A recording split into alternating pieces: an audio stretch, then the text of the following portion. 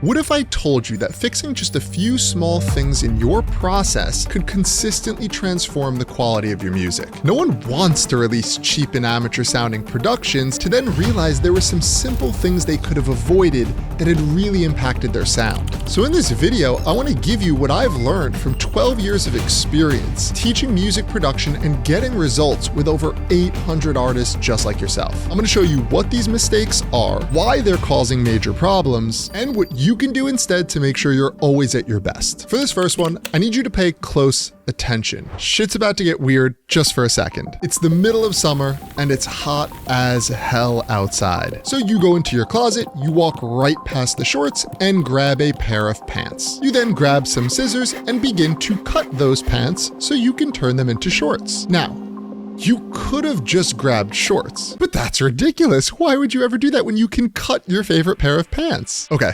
Now let's translate this into production terms. You want a short punchy kick for your song. So you go into your sample packs and you choose a long kick. You then proceed to trim that long kick to turn it into a short one. Now you could have just started with the short kick, but that's ridiculous. Why would you do that when you can start with a long one and make it short? Jokes aside, this is a real problem and it's impacting the low end in your production and mixes. Look carefully at what's happening when I fade the tail of this kick. We're losing a good amount of low end energy and volume, but think about why. The front of a kick drum sample is all mid and high frequency, the punch, but the tail of a kick drum, that is the low end, that is the sub frequency. So when you fade it, you're literally removing the low end. So here's what you can do to fix this. Start with a kick that was synthesized and made to be short. Short kicks have a much quicker pitch envelope. They get to the low end way faster than a long kick. So not only are you going to get the short tail that you were looking for, but you're also still going to retain a lot of that low end punch. You'll literally get the best of both worlds. This next one is going to be crucial for the success in your production and songwriting. Let's think of your song as a story. And most stories are usually built on plot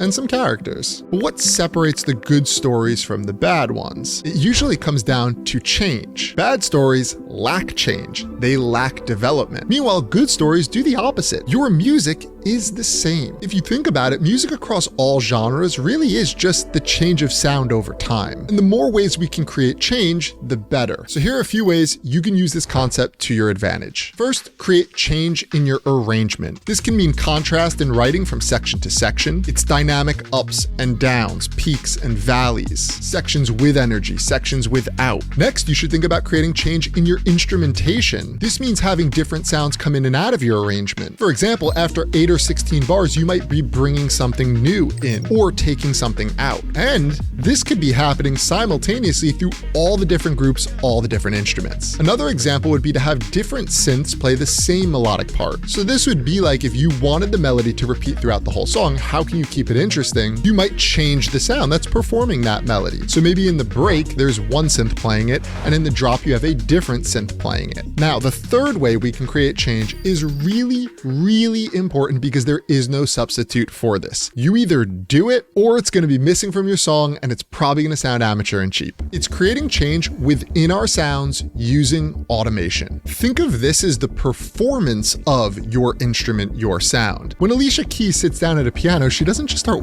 wailing away at the keys. Her dynamic performance factors into the sound. Well, your synth sounds are going to have very little dynamic change in performance if you're not automating parameters. Think about automating filter cutoffs within your synth to potentially give different shape to your sound. You can also think about automating some of the popular DJ effects that we use. Filters, reverbs, delays. Like when you DJ, you don't even think about it. You just reach for those effects and do it in the moment. Well, put that shit into your song. Change is so important. It is in every single song we listen to. You want to make sure it's in yours too. This next one might be a little controversial, but let me explain. It's drum programming. When you're not good at manually programming your drums, it is extremely obvious. Your shit sounds amateur. And that's okay because we can improve. So in these cases, I recommend using more drum loops. Here's why. Drum loops are going to teach you the things that you clearly don't know about drum programming. Because if you knew these things, your drums wouldn't sound like shit. Loops can first teach you about the specific drum sounds that go into a kit for your genre. It also does a good job of just showing you how many of those sounds there are, the quantity. Many amateurs will underproduce their drums, they're just missing a lot of layers. The other thing loops can help you with is they teach rhythm and groove. Bad drum programming can sound very robotic, or on the other hand, you might just be putting sounds on random beats. It doesn't flow well. By hearing these loops over and over, you're starting to train your ears. What this will eventually do is help you improve your drum programming down the road.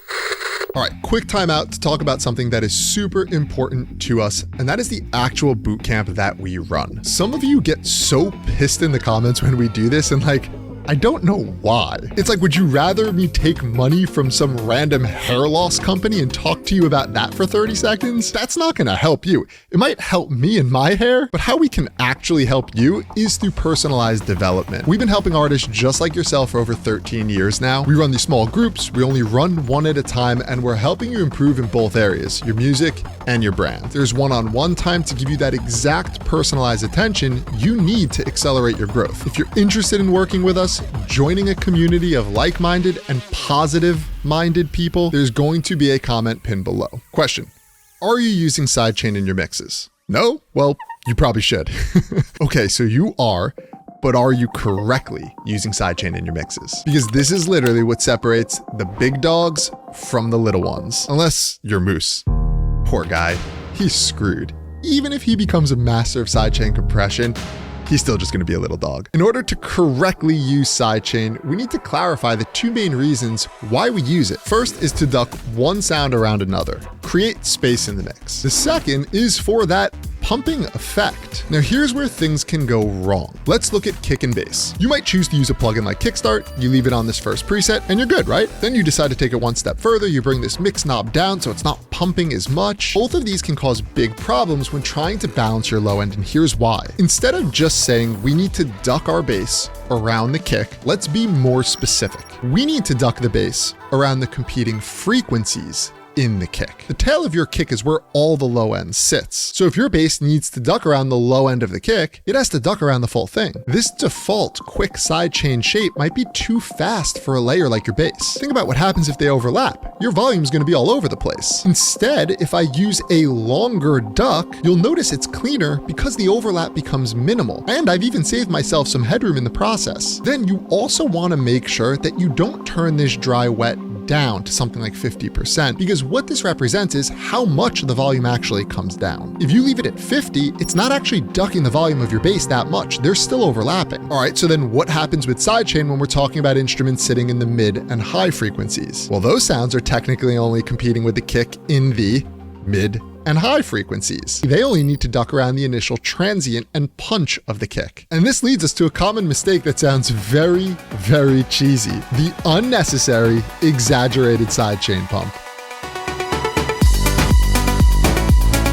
These higher pitched elements can really be sidechained by ear, and it's because they're so quick. You're gonna be avoiding that punch even with a faster shape. So this is where we could shift our focus more towards the rhythmical pump. You want that pump to sort of fit with the other surrounding rhythms and grooves. It just doesn't have to be as precise as something like your bass. Listen to this drop and see if you can tell what's causing this mix to sound like shit.